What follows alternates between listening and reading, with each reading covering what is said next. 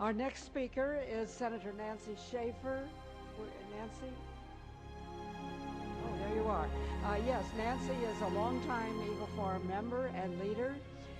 She has had an organization called Family Concerns, which was very effective all over the state of Georgia, and another one called Family Concerns Pregnancy Center.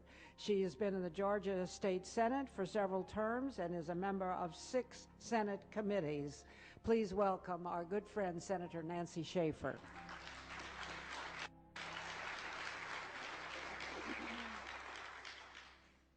Thank you, dear Phyllis, and thank you to all of you. I have served in the Georgia State Senate for 4 years. One of my greatest pleasures, other than my sonogram bill, was getting the resolution passed to stop the North American Union.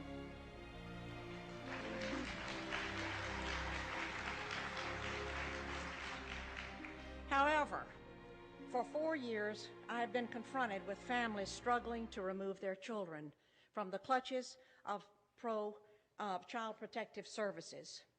I wrote a scathing report last year on the corruption in Child Protective Services, and an update and copies are out on the table. During the last session of the Georgia General Assembly, I introduced Senate Bill 415 relating to juvenile proceedings, and copies of that bill are attached to the report on the tables. The Bill 415 called for the time allotted for the Department of Human Resources to provide emergency care to a child without a court order to be reduced from 7 days to 72 hours. It required a court order to enter the residence of a parent or guardian to seize a child. It called for family court to be open to the public. Confidentiality and secrecy in family court protects the wrong people. It provided that immunity in the system shall not extend to the seizures of children that are found to be in violation, nor to the administration of medication to a child over the objection of the parent or custodian, and it provided the state from applying for obtaining, receiving, or accepting adoption incentive payments under the Federal Adoption and Safe Families Act of 1997. The Department of Child Protective Services has become a protected empire built on taking children and separating families.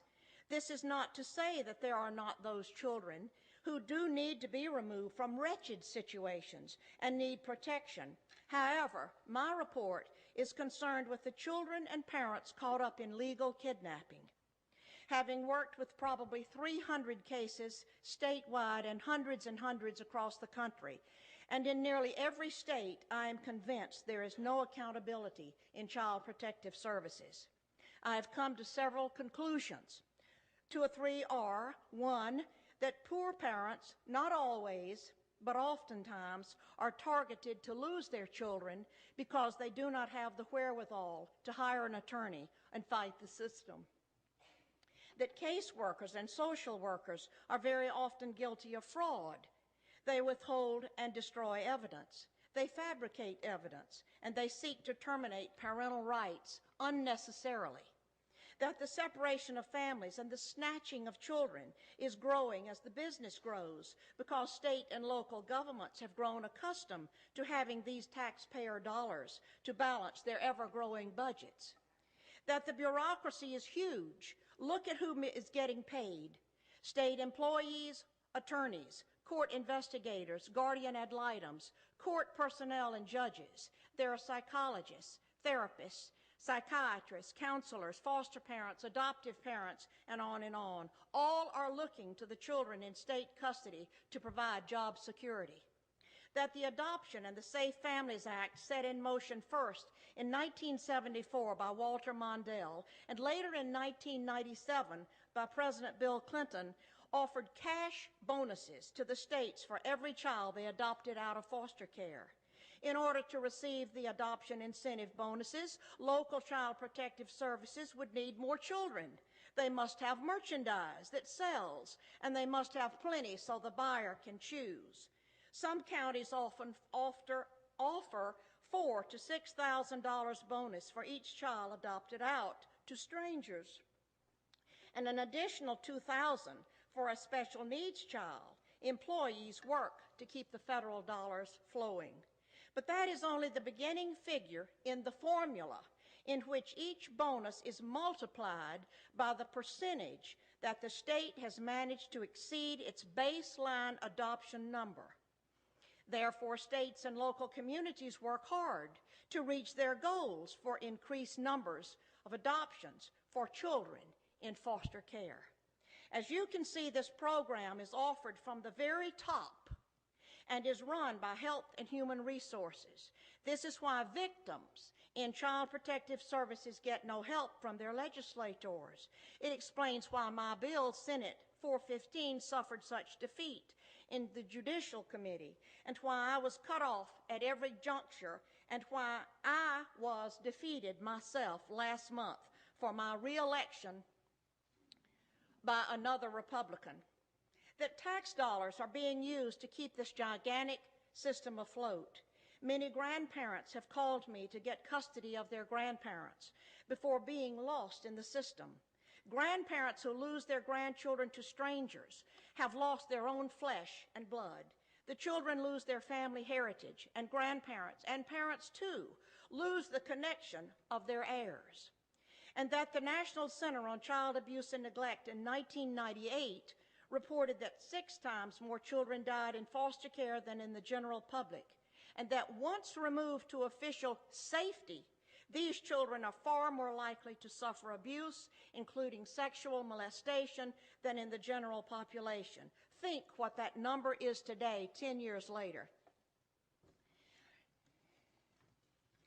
Here are a couple of the recommendations on my list. Call for an independent audit of all state child protective services and for a federal congressional hearing on child protective services. Abolish the federal and state financial incentives that have turned child protective services into a business that separates families for money. I have witnessed such injustice and harm brought to so many families that I am not sure if reform of the system is even possible. The system cannot be trusted. It does not serve the people. It obliterates families and children simply because it has the power to do so. What I have said to you in these few minutes is that we must confront the fraud in child protective services. Child Protective Services seizes children using the very system that is paid for by the taxpayer, who actually believes it is used to protect abused and neglected children. The bureaucracy of workers benefit financially by a system that converts children into cash while destroying their families and their lives. No child who emerges from the system can ever be sound or whole. Many disappear and never are ever heard from again. God will not stand for what is happening to our children and our families. His heart beats for these children. He will lift up the downtrodden. What is happening in America regarding child protective services is a criminal political phenomenon, and it must be brought to an end. Please join me in working to help set our children and our families free. To whom much is given, much is required. As you pray for this nation, pray for the upcoming election, and for our national financial crisis, please pray for our children and for our families. We all must press on and win this race for America. Thank you very much. Do you understand how dark it is? How far down the line we are? How late it is?